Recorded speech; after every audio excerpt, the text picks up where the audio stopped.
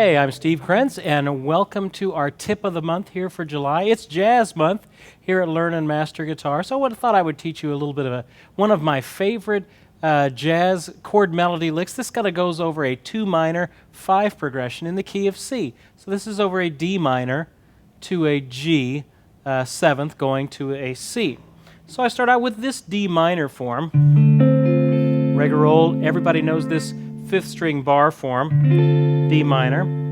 And then for the G7th, before I teach you the individual notes, I'll just show you the forms. This is the first form. Then for the G7th, I'm going to use this form. Now look what I have here. I've got a B up here at the ninth fret on the 4th string, and then I'm barring with my second finger the F, the A, and the D. And I'm sure you're saying, Steve, there's no G in that G7th chord. Well, actually, this is kind of functioning as a G 9th, and it doesn't have a G in it. So don't freak out.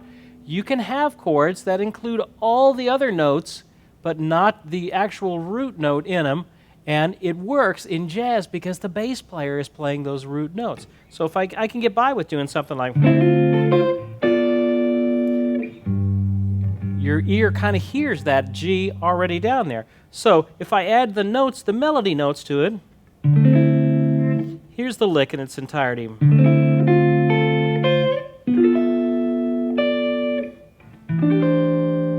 And we'll resolve here on this C6-9, which is just an E, A, D, big bar, and then a G and a C, kind of a double bar. You've got a bar on the first finger and a bar on the second finger as well.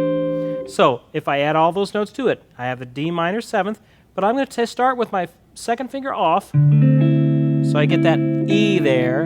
I put my second finger on that F, hit the A, maybe even hit this C, so I've gotten 4 melody notes out of 1 chord.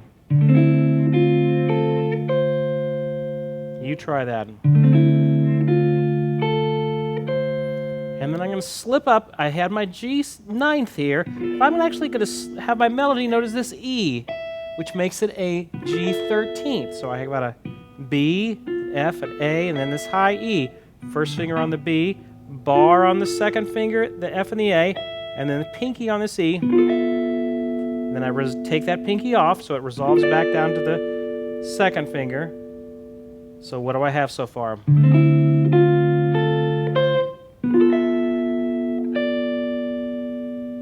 And I resolve to this E6-9. Or you can just even use the top 4 notes.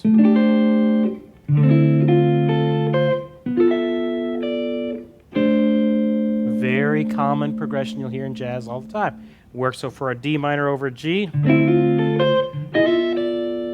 What if I had a D in another key? Maybe I have in the key of D, I have an E minor to an A7. Same lick. I just move it up here to an E minor. I could add little variations to it. And then spin out of it a variety of different ways. So if I added all that together, let's say my progression is D minor to a G. Maybe I'll throw the A minor or the E minor to an A. And I'll go back down to the D minor and G, and I'll resolve it on that C.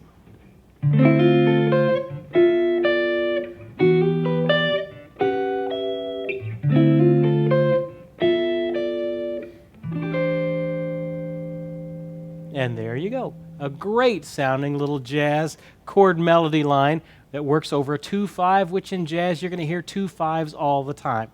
So enjoy working on that. A little bit of a jazz tip for you. We're excited to have this month the great jazz guitarist Howard Alden is going to be with us on Tuesday, July 16th.